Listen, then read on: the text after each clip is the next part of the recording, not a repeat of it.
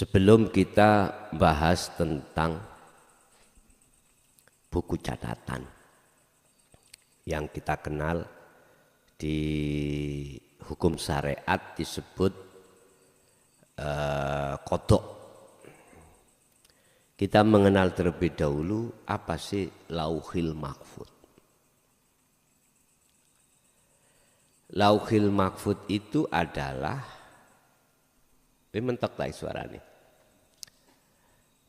Lauhil Mahfuz itu adalah satu tempat, satu ngalam di mana terjaga kefitraan dari berbagai makhluk yang ingin mengetahui. Aman, diamankan Allah. Itu tempatnya di mana? Apakah di pikiran? Apakah di hati? Ini kalau saya tarik dari sisi hakikat adalah di hati.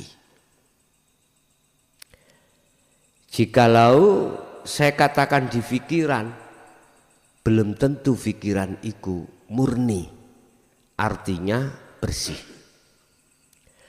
Justru pikiran kita itu, akal itu seringkali dijadikan sebagai lintasan nafsu untuk menipu terhadap ruhaniah kita. Nafsu ngomong, kal waran kasih tahu roh yang jebolkan tanggul adalah air. Sebab kalau tidak ada air, nggak logis, nggak akan jebol. Akal ngomong sukmo iki, oh iya bener. Nek gak ono banyu banjir gak mungkin jebol. Akal ngomong rasio. Disimpulkan berarti yang jebolkan tanggul tangkis adalah air. Dikatakan terhadap sirah yang intinya maksud daripada nafsu roh supaya beriman tidak pada Allah, biar terhadap makhluk yang berupa air. Sudah jelas genderoni nafsu, innan nafsa ikula amaratum bisu.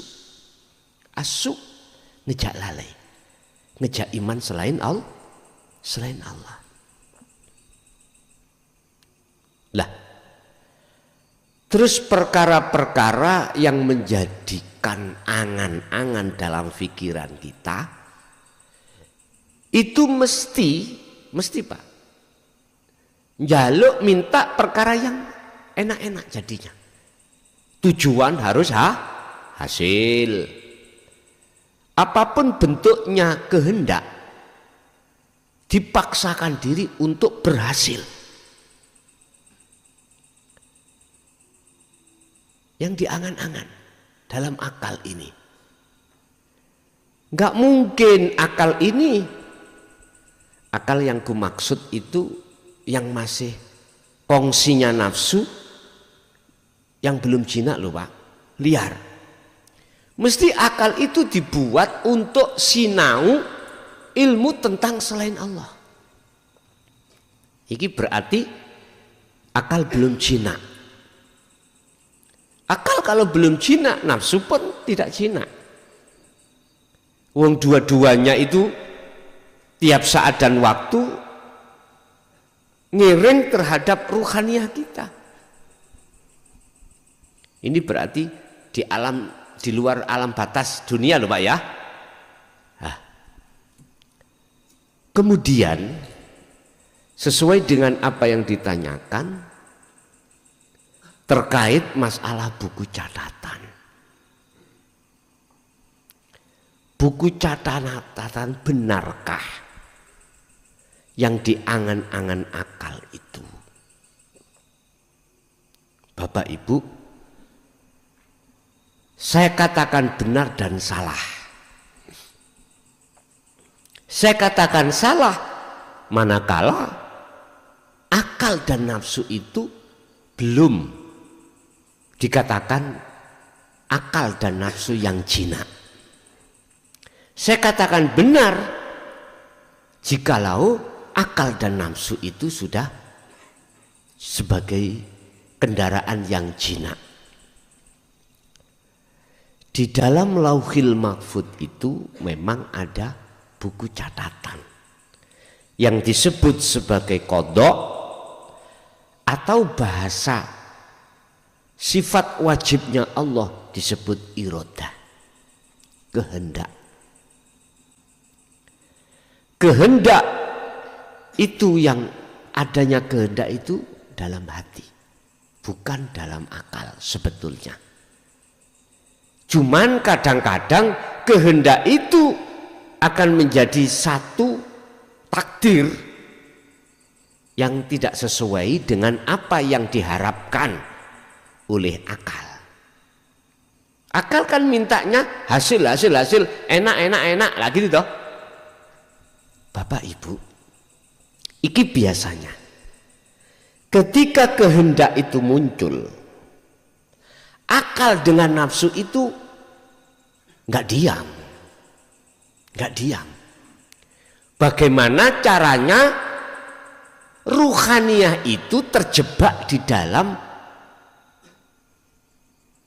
gubangan apa yang sudah disiapkan oleh nafsu. Berhubung akal ini belum jinak, maka akal ini bisa dikatakan sebagai kongsinya nafsu. Ini akhirnya apa? Lewat apa yang digagas, dimusyawarahkan akal, maka akal ini mengatakan kepada ruhaniyah, piye sekirane karep iku mau, ruh itu tidak melakukan tajalli pada Allah. Bagaimana caranya ruhaniyah ini atau hati kita itu ngakoni yen karep iku karepku. Nah, ngerti Pak? Ku hamba lu maksudnya. Mesti nafsu itu mengajak, mengarahkan terhadap ruh itu seperti itu. Ini kalau ruhaniyah tidak dibekali dengan senjata untuk melawan nafsu, ya jelas tiap saat dan waktu kita itu mengikuti apa kepentingan hawa nafsu. Bagaimana mungkin kau akan tahu musuhmu yang sebenarnya? Lah kau alat untuk mendeteksi terhadap musuhmu kau tolak. Bagaimana kau bisa untuk mendapatkan senjata?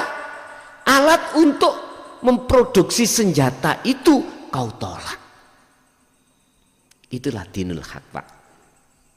Ya. Yang kumaksud alat itu di situ.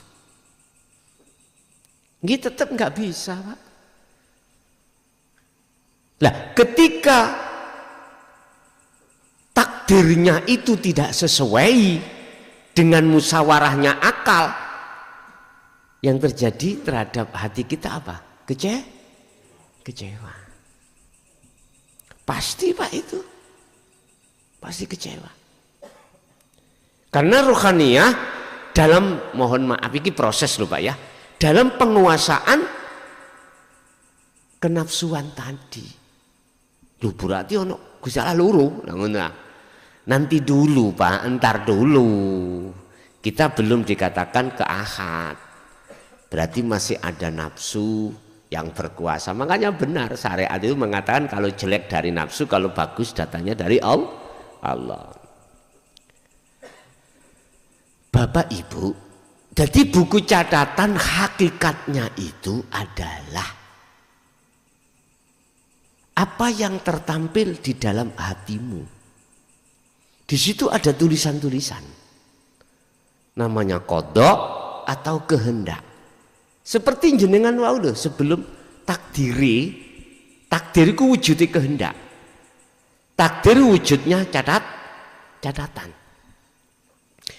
Jenengan sebelum datang ke sini tadi loh. Di rumah ada keinginan, kehendak untuk berangkat ngaji. Lah ini. Itu buku catatan. Kalau panjenengan itu sudah sampai di sini, ini wujudnya buku catatan, buku wujudnya kehendak. Pas kehendakmu ngaji, terus nyampe di tempatnya, iki takdir. Bapak Ibu, sebelum menjadi wujudnya kehendak takdir itu, ya muqallibal qulub, bisa berubah. Kehendak tadi bisa berubah.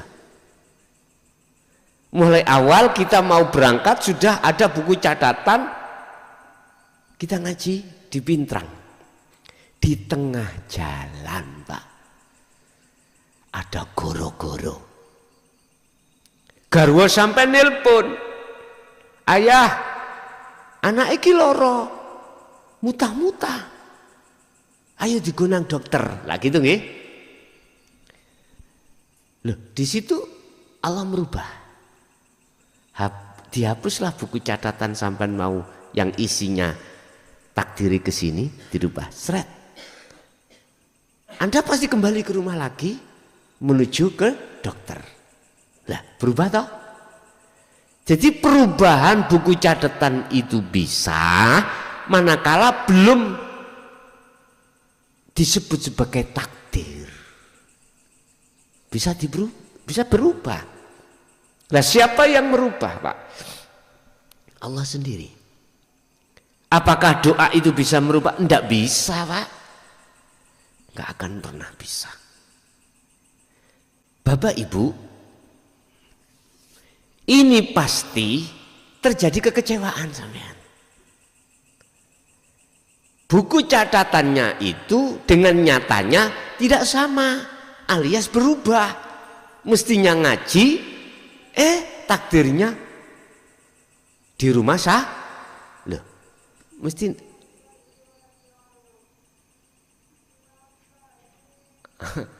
kok gelek-gelek ini sih gula nih. Nek bahas balik nang Allah itu gelek-gelek ditambah ya wis gak apa-apa, muga-muga husnul khotimah. Ini mesti kita kecewa, Pak. Kadang-kadang tidak hanya kecewa, kita akan amarah dan lain sebagainya. Bapak Ibu, jikalau betul-betul ruhaniyahmu itu sudah menjinakkan nafsu dan akal, mesti nggak akan marah.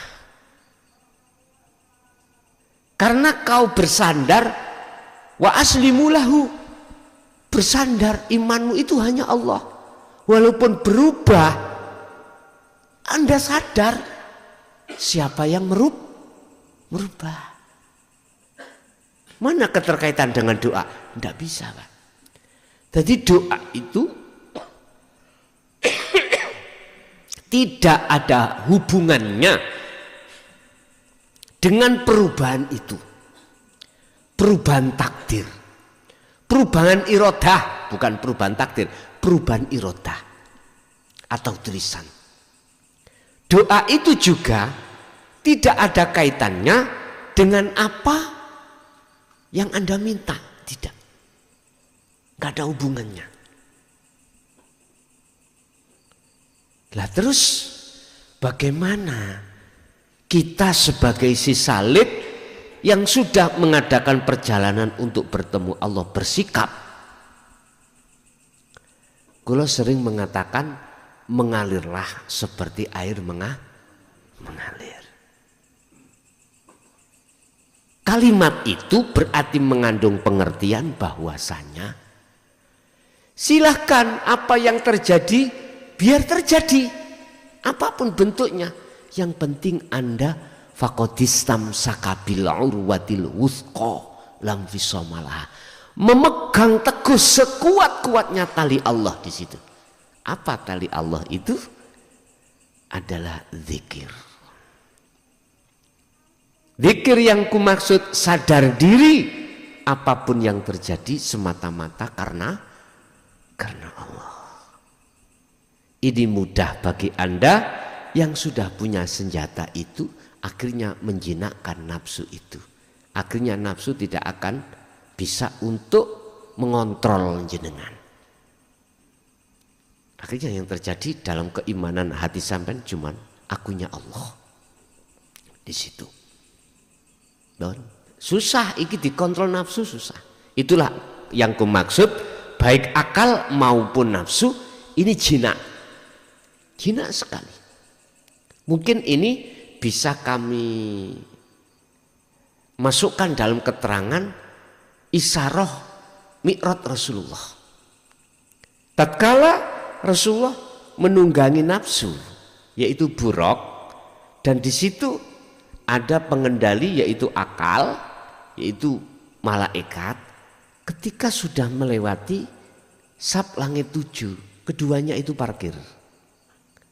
Tidak bisa ikut ke musyahadah. Artinya Bapak Ibu, ruhanian jenengan kalau sudah di babus salam, pintu musyahadah, Anda itu kan membawa kuncinya, yaitu sirrul asrar itu.